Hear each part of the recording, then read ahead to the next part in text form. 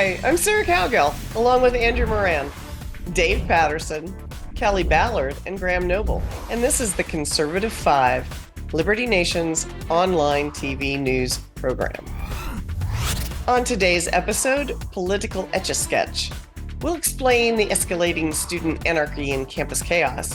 We'll talk about vice president options in Trump's biggest decision and pivot to the highly anticipated contest into Debate or Not. Rounding out the episode, it's just another edition of Just for Fun, Volume 49. All this and more coming up in this edition of the Conservative Five.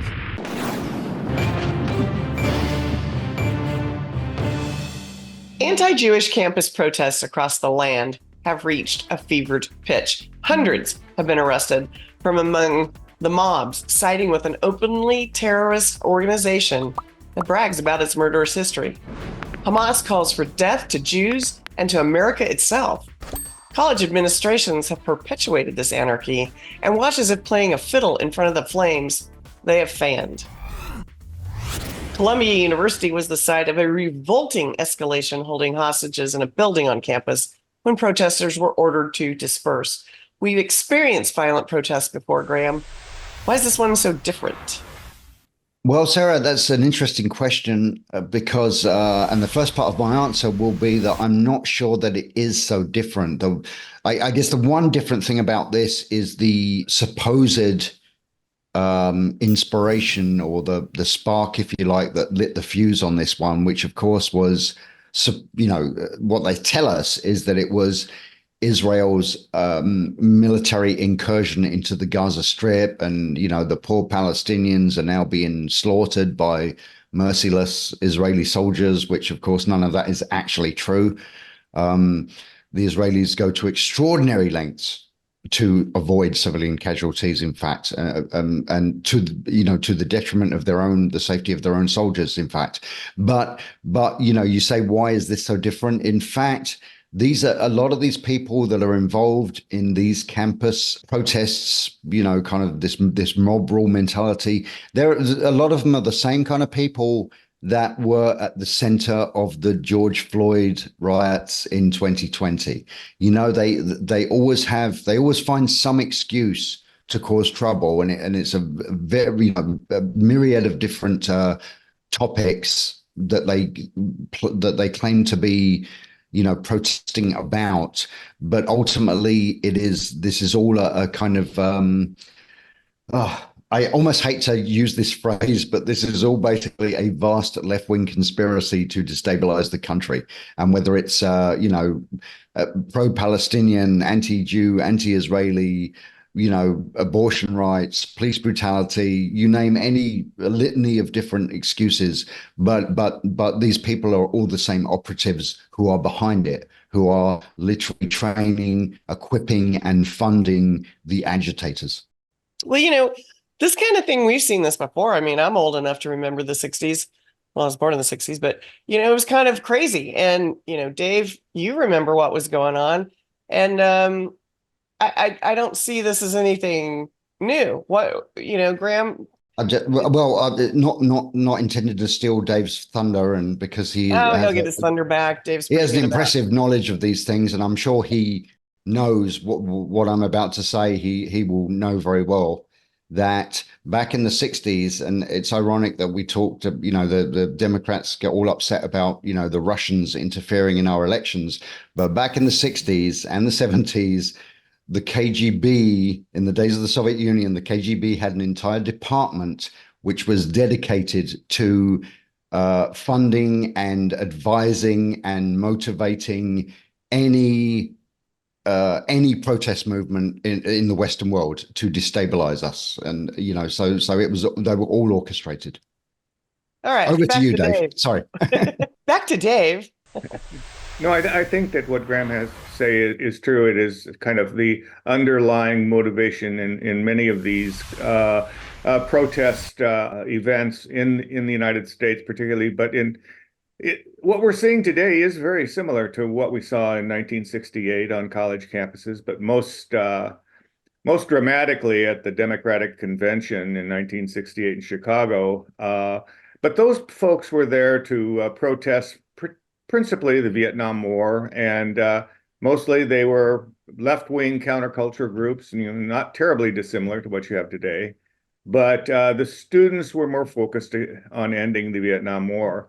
I suspect they were more intent on not being drafted as opposed to whether they cared about the war, but they were generally privileged, well-heeled anarchists, socialist, and, as we've seen recently, clueless. There is a tragedy, however, in all of this, and it is the extent to which many of these folks will go. And that was in 1970 when the University of Wisconsin-Madison campus was bombed, the Army Math Research Center there in Sterling Hall, and it killed a hapless 33-year-old researcher named Robert Fastnacht, who happened to be working late there when the four culprits bombed the building and then attempted to escape to, of course, Canada. Only three made it, but were captured. One is still at large, actually. But I think that similar riots have been taking place at college campuses, and one that kind of always impressed me was when the Black Panthers decided to take on San Francisco State College, University now, but they ran up against the university president, S.I. Hayakawa. He was a small-statured, kind of a bespectacled man, who jumped up on a flatbed truck with these guys and jerked the wire out of their loudspeaker. And, that's the kind of adult that we would actually be looking for in our college campuses, but unfortunately are very, very hard to find.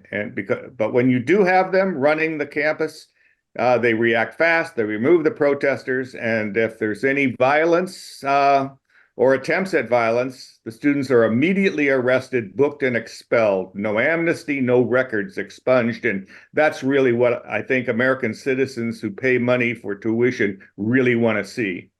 Well, I don't disagree with that whatsoever, but who's doing this, Andrew? Who's supporting all these yahoos besides their parents, pitching tents at Columbia to just protest and take over buildings? Well, first, I would say that it's quite fitting that we're recording this episode of C5 on May Day, the annual Marxist holiday of saying we need coconut water, we need our Starbucks lattes. But the only ones I see supporting this are the hardcore progressives like AOC and the professors. And of course, they're being enabled by a lot of Democrats who are pretty much being silent. And of course, you can all say they're being channeled by the spirits of the Maoists during the Cultural Revolution. But what's funny is that you're seeing that these mini Maoists they're the ones who are begging for support. There was a presser the other day of this PhD student, and she was studying poetry under the Marxian lens, and she was demanding humanitarian aid, saying that these occupiers, they're gonna die of starvation and dehydration unless you don't give this humanitarian aid. So now they're the ones who really need the support, by sure they need their, like I said earlier, the Starbucks lattes. But you see the problem with these kids these days, that they're cosplaying as the oppressed because they've glamorized being oppressed, and they're used in the Middle East crisis as an excuse to act out their Marxist fantasies. And but I will disagree with Dave, though. I think that they should continue receiving any support that they can, just because of how comical these people are. And it exposes how ridiculous these college campuses have turned into. It's really going to, I think in the future, whether it's Columbia or UCLA, you're going to really dissuade parents from enrolling their kids there, because no matter what side of the aisle you are, they're not going to have their kids participating in such nonsense. I saw a clip the other day of this UCLA student. He's a Jewish kid, and all these people were surrounding him and preventing him from going onto campus. What the heck is going on there? So these people are absolutely asinine, and they're ridiculous, but they're also funny at the same time. But they're also what? What did you just say? I say they're funny because of how ridiculous they are. Like this I forgot her name was, but she had that presser. So I hope our in post our editor is gonna share the clip with our wonderful audience. So it seems like you're sort of saying, we want to be revolutionaries, we want to take over this building. Now would you please bring us food and water? Nobody's asking them to bring anything. We're asking them to not violently stop us from bringing in basic humanitarian aid. They're stopping the delivery of food. we are looking for a commitment from them that they will not stop it. But violently. they haven't stopped it yet. Well, I don't know to what extent it has been attempted, but we're looking for a commitment. Tim Donner wrote this week about a Joe Biden's good people on both sides moment that got Trump in all sorts of hot water. Joe Biden did the same thing, claimed his own weird way that there are good people on both sides, the Israelis and the Palestinians. Kelly, is that going to do anything for him, or did he just stick his toe in an acid bath? I don't think it's going to do anything for him, because he's going to have those that are pro-Palestine, upset with him because he didn't say anything or because he did say something. Either way, it's going to be, he can't make anyone happy, so he's just going to ride the middle. He's just going to play it as safe as possible. I don't see where that's going. I think there is a backstory here that very few have actually come up and put forward, and I guess it's maybe contradictory putting forward a backstory, but nonetheless, what's happening here is that while all of these protesters are out making themselves nuisances, the one organization that is loving it is Hamas. Hamas is getting great benefit from all of these disturbances, all of the chaos, all of the video time that Hamas is getting. And this is something that needs to stop. Hamas needs to be portrayed for the vicious, murderous thugs that they are. And that should be the message that is constantly put forward to the American people, so they absolutely understand the kind of human trash we're having to deal with. Kelly, you were about to jump in there a minute ago, and I think we blew you right out of the water. No, I completely forgot. I got caught up with Dave, so I completely forgot. No worries. I think we can put Dave down as a no when it comes to Hamas Let's sympathy. meet at the quad and protest. Nope. All right. Well, now would be a good time for the leader of the free world to take a stand. Fence riding will only give him splinters he likely cannot reach to extract by himself. Thanks, panel.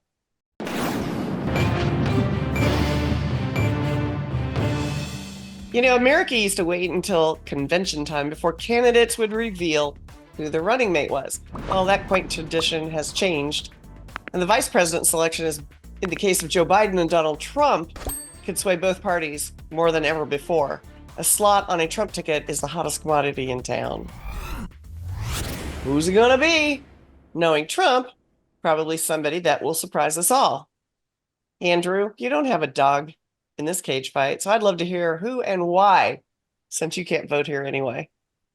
Well, I would say, first of all, if I were Trump, I'd pick a guy like Vivek Ramaswamy, but that's based on, principle stance. But I would not say that I'm a political strategist in any regard. So I would defer to Mark Angelidis' wonderful article exploring the options, or check out some of the recent media reports. I'll break it down for our viewers who haven't been paying attention. So first, we have Ron DeSantis from Florida. He recently held a meeting with Trump for hours. Kristi Noem is out of the race because she killed a puppy.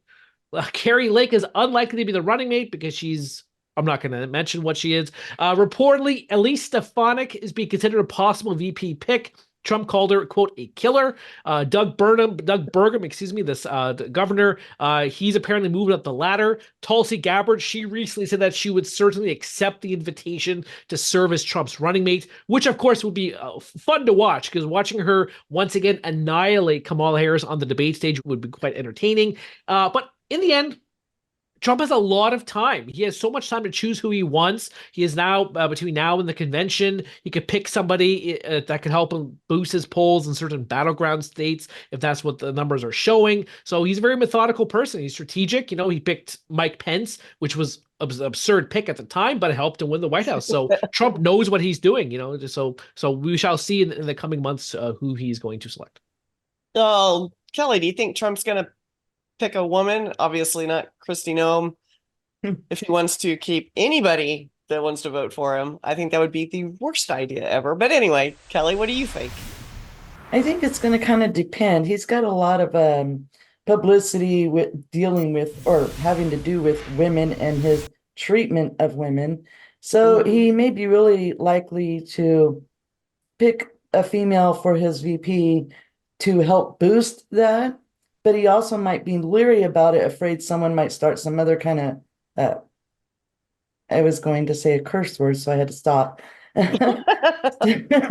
Start some other kind of rumors or, litigation or whatever. So I think we're just going to have to wait and see as it comes down and see which women are, coming out on top, not killing their dogs and, such. So, or goats or horses. Yeah, or goats or whatever. Yeah. Well, I know one thing, rural America does not like Kristi Noem. They think she's done.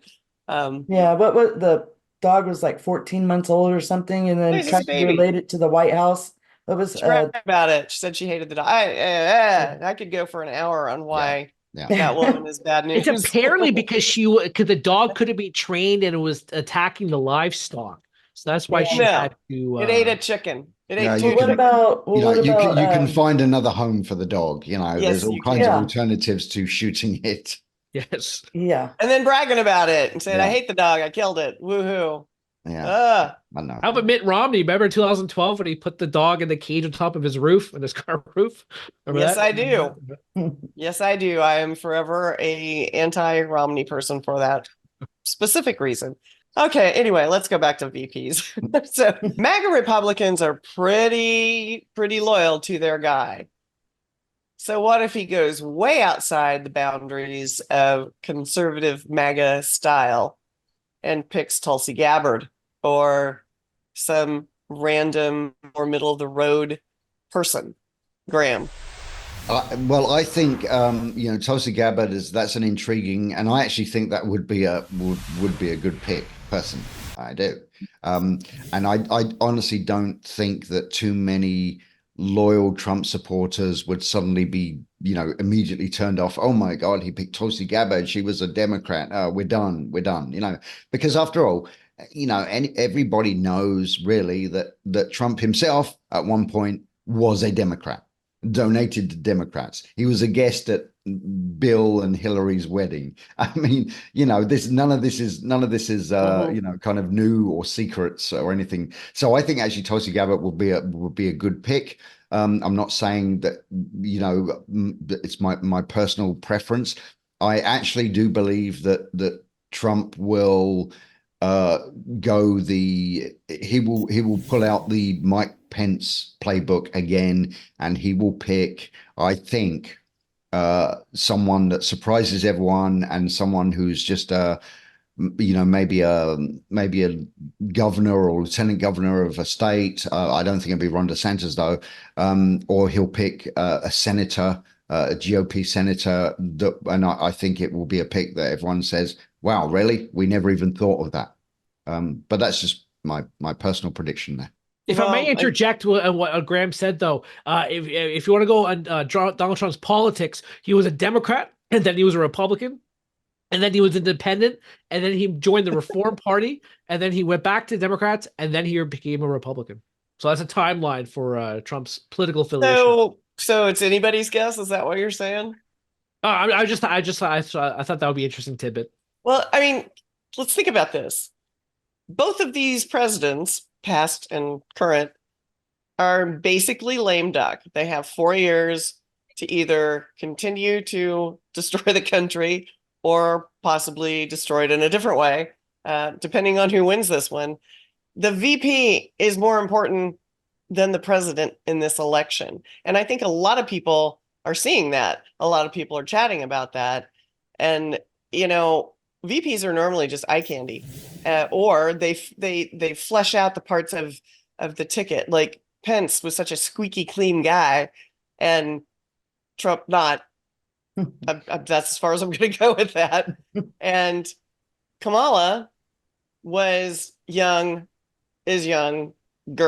and a woman of color. Yeah, not white. So everybody is checking boxes here. But now the box to check is who can take over in 4 years. That's the big, we're actually running in 2028. We are not running 2024. So I want Dave to tell me a VP that actually had an impact for an election win or in an administration. Well, I think that historically there have been quite a few VPs who have had an impact, mostly those that were prominent. Generally, based on their prominence, went on to be president. John Adams and Thomas Jefferson obviously come to mind. You've had some unremarkable presidents like John Tyler and Millard Fillmore, but Andrew Johnson would have slipped into obscurity as well, as the successor to Abraham Lincoln if he had Yeah, not instead been he impeached. screwed up reparations in 1863. Well, he was impeached and was nearly tossed out, except for a one vote in the Senate. More recently, though, Sarah, I mean, you've had Harry Truman, who was behind the scenes in FDR's administration and doing relatively well for the amount of time he had. Richard Nixon was a plus for the Eisenhower ticket because he brought in California. LBJ, Hubert Humphrey, Gerald Ford, they all had their contributions to be made to the principle. The one that comes out and stands out to me clearly was George H.W. Bush, who was very influential in the Reagan foreign policy, having led the CIA and been ambassador to the UN in China. And oddly enough, Dan Someone's a Quayle, fanboy. Yes, Dan Quayle. I was waiting for it. I was waiting for Dan Quayle.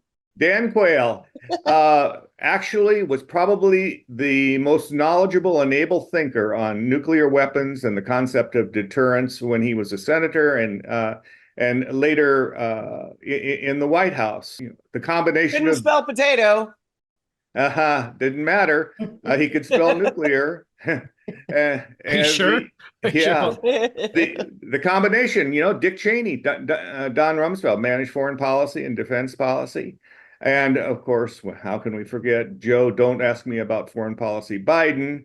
He basically captured the essence of and has remained unremarkable. As you mentioned, though, Mike Pence, who was the chairman of the National Space Council and was really instrumental and a major architect in developing the U.S. Space Force, I think that will be his a legacy that will help in national defense. But whoever it is, my recommendation would be that Trump choose them quickly and choose them based on their ability, their energy to campaign rigorously while the election interference judges have Trump in court. Let them be out there. Let them be the face of the Trump ticket. And I think that's probably the best that Trump could do. Choose someone who's vigorous, energetic, and able to pass his message with aplomb. But just to get elected, I mean, I don't think the general electorate believes or thinks long term. They think 2024.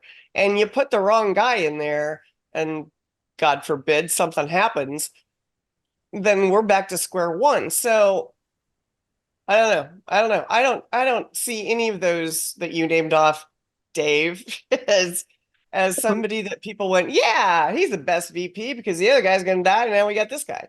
What's going to happen is we're going to have an election in November, and somebody's going to win, and we either go 4 more years of what we're doing now, or we go 4 more years of complete upheaval, and nobody knows really what is going to happen then. But, with all the money they spent, I don't know. I want, this is kind of a good roundtable discussion. And here's my guarantee. Andrew, who can't vote. I love this. Here's my guarantee of what's going to happen no matter who wins. More debt, more deficits, more spending, Social Security insolvency, more unfunded liabilities and expenditures, more fiscal mismanagement. No matter who wins, the country is going to lose long term. That is a guarantee of what will happen no matter the results in November. I I'm think going to give you almost the last word. Go ahead, Graham. I think the worst thing basically for the country, for the American people, the worst thing is that for those who want to see Donald Trump back in the White House, the level of chaos that his 4 years are going to be, because already the Democrats and various other left-wing groups are right now preparing, and you can read about this if you scour the media. You'll even read that they've admitted that they are already preparing to just deluge his administration for the entire 4 years. If he wins, they're going to deluge his administration with lawsuits, with all any way that they can obstruct him, they're going to do it. So unfortunately for those the MAGA Republicans out there who are dying to see Trump get back to the White House, they should prepare for disappointment, not because of anything Trump himself will do necessarily, but because his administration will be sabotaged from day one for the entire 4 years. Yep. Well, Donald Trump cannot bungle this decision this close to Election Day. And you've heard Liberty Nation's who and why, and now we'd like to hear from you. So thanks for tuning in today.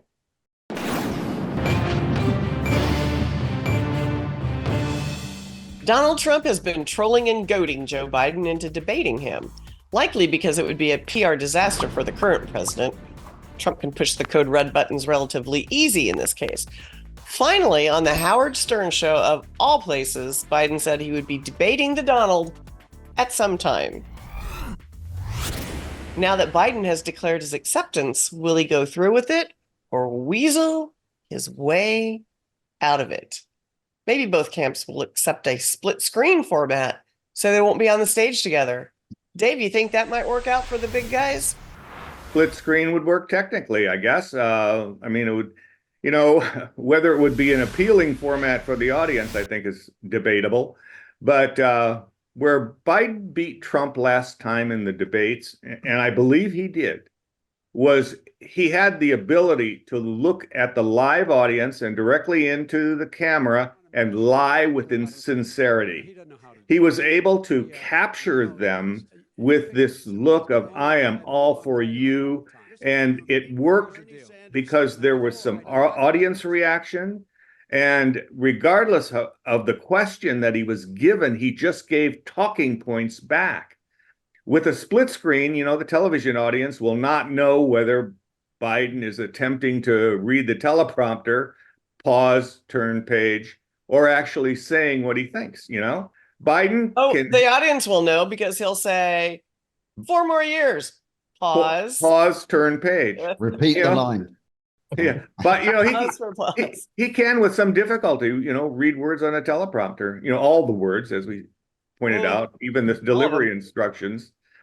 The format, though, Sarah, must force Biden into spontaneity, or gaffe land, as we like to call it.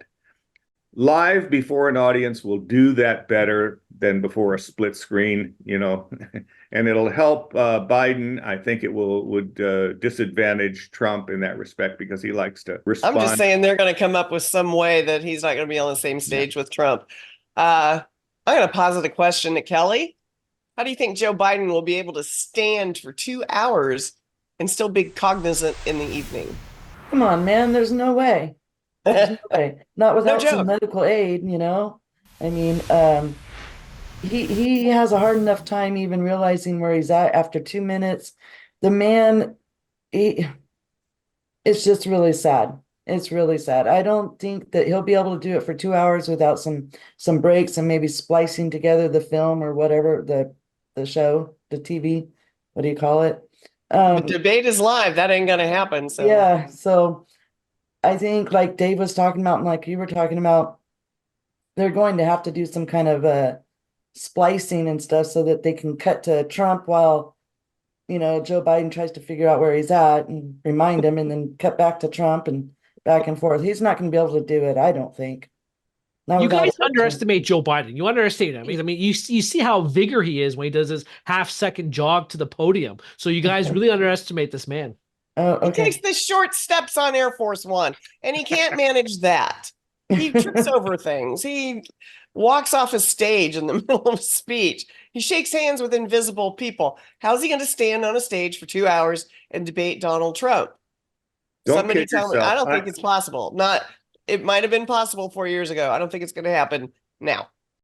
Sarah, I think that anybody who sells the capability of the staff of Joe Biden to not prop him up in some way so that he stands there.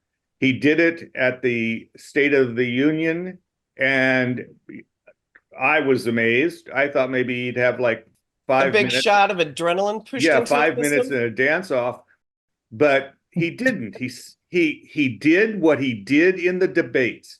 He looked at the camera, he looked at the crowd, and he said his words. And that's what you can expect in the debate. Yeah, except for the big elephant in the room, literally, figuratively, any way you want to look at it, is Donald Trump, and he likes to poke at people. I think Biden's biggest problem with the debate, and I actually believe that it's going to be very hard for both sides to agree to the format of a debate, because Donald Trump will have so many restrictions put on him. I believe, my personal view is this: from Trump's perspective, he should not submit to any debate where they're going to heavily restrict what he can and cannot do. Because the biggest danger for Biden is that with his undeniable cognitive decline that's going on with him,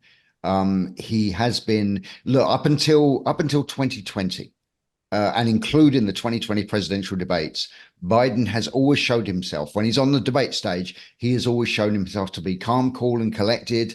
He can say words, he can put them in the right order, he can make them, kind of make some kind of sense. And now he's having a lot of problems doing that. But the biggest thing is that Joe Biden was always Uncle Joe. He was always calm. And now we've seen this. The television audience has seen it when Biden is speaking. And even, White House insiders have admitted this, that he is now prone to outbursts. He will lose his temper, and he'll start calling people names and screaming at them. And the thing is, if he's on a stage with Trump and Trump starts talking over him, and Trump loves to talk over the top of people, and if Trump starts doing that to Biden on the stage, there's that danger. And I believe that Biden's people will fear that he will literally lose his temper. He will lose his mind when Trump starts talking over him, and he will just he will start yelling and screaming, and that of course would be an absolute disaster. And so I don't see any. I think if we have presidential debates, we will only have one, and I think that one they're going to have to stage manage it very carefully to protect Biden from a myriad of awful outcomes. Sorry, I totally cut you off there. Go ahead. Go ahead, Kelly. Do you think he was just agreeing, throwing out the gauntlet, saying, "Yeah, I'll meet Trump in debate," and then I think he thinks he can to get out of it? Well, like Dave was saying, the State of the Union, he didn't have the competition there. Like Graham was saying, he didn't have Trump in his face, challenging him. So I think this is going to be a lot more difficult for him than just speaking to the press. I have another thing to just throw in here and have everybody go crazy on here. Why don't we add RFK Jr. to the stage? Yeah. That would be a buffer for both men, and he's calm, cool, maybe and he'll collected. be the VP for Trump, and then we can see how. That would be a pretty good teller of who's capable and who isn't. I personally, I think that's the best idea anybody could ever have, because it's mine. But whatever. I think you're onto something there, Sarah. Yeah, I really do. I think that's the way. I don't think, Sarah, that is out of the realm of possibility, because they have rules about the number of people that you have in terms of getting the percentage of the voters, how much money you've raised. And so by that time, JFK could have met those criteria. He is making great strides on getting his name on every ballot as an independent, and he's pretty popular with both sides of the aisle. Definitely from the grave. Definitely from JFK is really popular from the grave. Oh shoot, RFK. Sorry, but really, okay. I would see that the establishment would love if RFK was on the debate, because then if there's another person on the stage, that means there's less time for Joe Biden to make a gaffe or a blunder or talk about cannibals and talk about how great Bidenomics is. I don't know what would happen, but I want to see it happen. It's like anything can happen. Let's see it. Let's do it. Let's throw America into this and say, hey, here's your 3 top people. What do you want? Which one of these guys do you want? Can you imagine RFK and Biden trashing each other over social justice issues? I think we know who already wins that one. Why don't we have instead? Why don't we have a 3-hour, 4-hour conversation on Joe Rogan's podcast between Trump and Biden, and that would be quite an entertaining 3 hours for everybody. I want to add the third guy in. I do. I don't want this to be the big rematch. I want to spread it out a little and see what is out there for America, not just the 2 parties. So, but what do I know? I personally believe that RFK Jr. I'm not going to trash the guy, but I think I believe his weakness, and I believe if he was on a debate stage with Donald Trump, I would imagine Trump would hit him very hard on his VP pick, which was a really bad pick if he was trying to present himself as an independent, as a safe middle ground between Trump and Biden, because he picked someone who is to the left of Biden. But does anybody care about the VP pick? And I think Trump would have him for lunch in a debate just on that one issue. I have a question. Who on this panel can name his running mate? There you go. Exactly. Yeah. And I should be able to, because I've written about her, and it's Nick not. Shanahan. Yeah, and I watched that whole terrible event of his announcement. Oh, well, it was done. It was. Oh yeah, it was like a Broadway musical. But she's like, talk about a social justice warrior. She is the epitome of the social justice warrior. And I think Kennedy I personally believe that he kind of shot himself in the foot, because I think he had quite an opportunity to make an impact in this election. I don't ever expected he was going to win it, but I think he had a real opportunity to make an impact and actually to sock off a lot of votes from both sides. And then to me, that VP pick just it killed his. You can say that about Biden and Harris. You can say that about Trump and the mystery date. You can say that about every presidential candidate. Usually they fall off into obscurity. I don't know if she's going to make a dent in it or not. I don't know if she's going to help or hurt. But I can tell you one thing: progressives don't like Joe Biden. So that might be where they land. Well, that's a good point. I'll give you that, Sarah. That's a good point. I take exception, Sarah. I take exception. What about William Weld and Gary Johnson in 2016? That was a dream libertarian ticket. That's when I think it's time to close. Thank you, Andrew, for giving me that little nudge. So let's face it, America deserves a debate between the candidates. Will it happen? Only Joe Biden's handlers know that. Thanks for tuning in. Thanks, panel.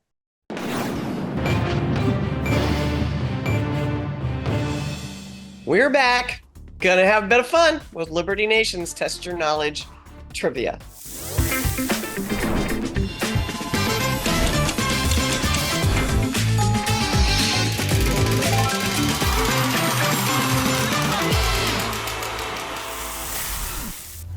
I'm going to read 10 questions and give you multiple choice answers, and you will answer them.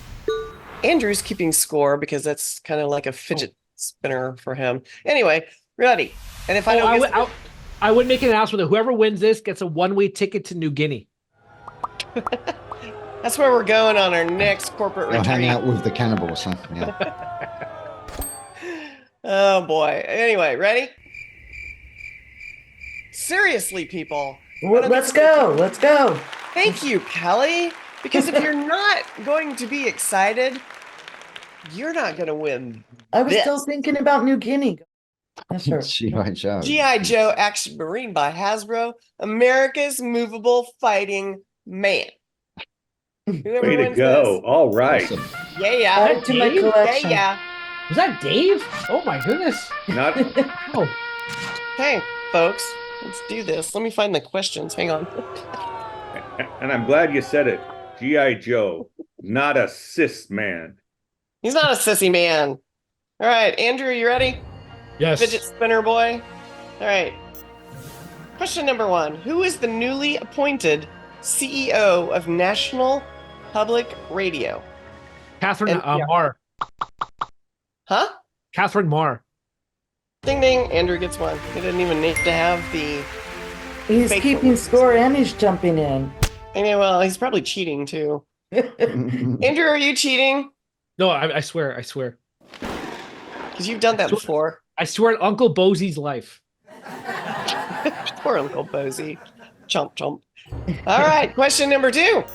Israel retaliated against Iran's 300-plus drone and missile attack on April 13th with a single missile that hit a small community, government building, or military base. C. Ding, ding. Yeah, Dave was the winner Dave said. circle. Yeah, Dave's made the board. yeah. I mean, it precisely hit a anti-aircraft radar installation dead on with one missile. They shot 300 and didn't hit squat. Okay, so It was interesting too guess because whose the side oil, Dave is on. the oil markets were completely rallying when it was reported that Israel launched a retaliatory attack, and the oil price were skyrocketing about as much as 4% overnight. And then in the morning when I woke up, I saw it was actually down. It actually erased most of its gains. So if you look at the options market for the June futures, I'm looking at it. Was that just an economics lesson? Thank you. And then he just Okay, question number 3. What established word is ironically used as an acronym for an act that applies to the Secret Service and who is worthy of its protection? A, disgraced. B, shamed. C, dishonor. C. I'm going to say A, just for the heck of it. It is A. A. A. Andrew's still over here cheating, so If you want to know more about that, you got to read House Democrats target Trump's Secret Service protection on libertynation.com. Oh, that's what the question. Okay, yeah. Oh, yeah. Okay, I know what you're talking about now. Really? Yeah, I know what you're talking about. All right. Number 4. A Bank of America spokesperson recently denied, pardon me, the company is shutting down bank accounts due to A, low account balances, B, low account activity, or C, religious preferences. C. Yep. See. C. Yeah, that was my story. That was my story. Anyway. Well, then you should have got the answer. But I linked it. I linked that one to Graham's article from a. Yes. There you go. You did very well. Mhm. Grasshopper. Jeez. Number 5. Who is Donald Trump's lead counsel in the hush money case involving Stormy Daniels? A, Todd Blanche. I don't know. Sorry, Todd, if you're out there listening. B, Susan Nichelis. Okay, really. Sorry, Susan. And C, Alina Haba. I think I got that one right. Isn't it C, Alina? Is it Haba, or is that a different case? That beautiful woman. That beautiful woman. That's the only one of those 3 names that is familiar to me. But who I did don't know. we B. still know?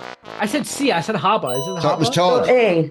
So it was Todd then. Nope. We're all Todd. Kelly got one. Hey, It's Todd. Process of Say elimination. my Todd. Well, I'm still apologizing for name mangling. Not mangling. Number 6. The primary began on April 23rd in this state, and the results could be very telling of the upcoming election. A, Indiana. B, Pennsylvania. Pennsylvania. Yeah. B. All right, it is B, Pennsylvania. Yeah, Pennsylvania. Indiana's is next week. Because I know this. I wonder Or why. is in August. Where are we at, Andrew?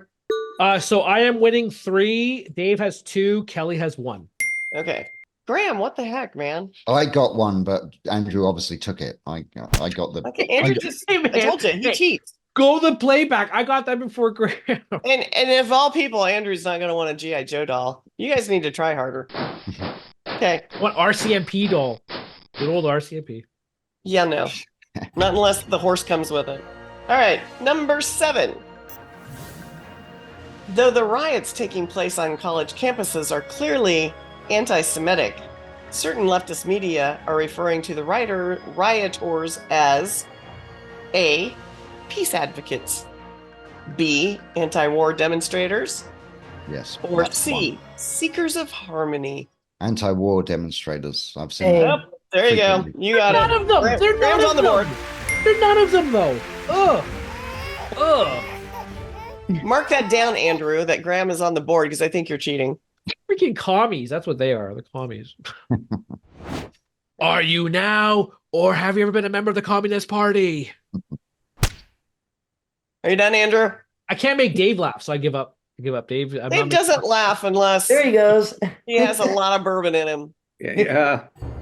Now, question number 8. In addition to the $95 billion of foreign aid to Ukraine, the U.S. intends to send A. Food, water, and supplies, B. Humanitarian aid, C. Military service members. B or A Or C. or It would D. be It's B. C, My last and one. it would be sending Reed at libertynation.com. Sending U.S. military advisors to Ukraine is a slippery slope. It is. Yes. Did you write that, Dave? I did. Why didn't you know the answer to that? Because you didn't phrase it. You said military men, or how did you phrase it? It didn't. That's Military what I service thought, members. Dave. I thought Military like sending service boots on the members. ground. Military I thought- service members. See, had Yeah. you said advisors, that would have been totally different. Well, you're gonna have to take this up with Kirsten Brooker because she writes these. Uh-oh. Really? Oh, Yeah, wow. sorry. Okay. I ain't taking a hit for that. Okay, question number 9. Signed into law on April 24th, TikTok will be banned if an American-owned company does not buy it within 90 days. It was originally 60, 60, yeah. and then they moved it to 90. and it says 9 months.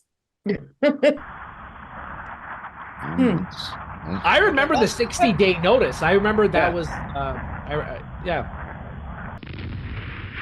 I got it at 9 anyway. And And the Kirsten's in trouble on TikTok's parent company says they have no intention of selling it. this. So that's Read gonna be interesting. TikTok banned, signed, sealed, but not delivered. Apparently, that's the latest. Did you guys read that one? Yeah. This is bad. Yeah, We gotta read our own I- stuff, guys. We ready for the last Yeah, go ahead. question, my panelist friends? Sure. Let's go for it. All right, here we go. Question number 10. After a shooting at Tennessee's Covenant School, lawmakers passed a bill on April 23rd that Allowed Okay. teachers to be armed. Armed. Oh, yeah. Right. Yep. all of you get that point. Yay! Yeah, that was by Jim Fight, right? Yes. Yeah. Yeah, and the article in question is Tennessee lawmakers go all in on guns and arming teachers. All right, who won this go round with the prize of a G.I. Joe Marine ready for action? Andrew Scott Moran. Oh Lord! It was a pleasure. It was. I want the Ken. Yeah, I'm or- just gonna send a pony to your Yeah. house. You're all a bunch of suckers. You're all suckers. Well, folks, that's all she wrote today. We hope you enjoyed our little mind melder. And to play all of our trivia games, all you have to do is go to www.libertynation.com and search for Test Your Knowledge. Thanks, panel. Thanks, guys, for viewing.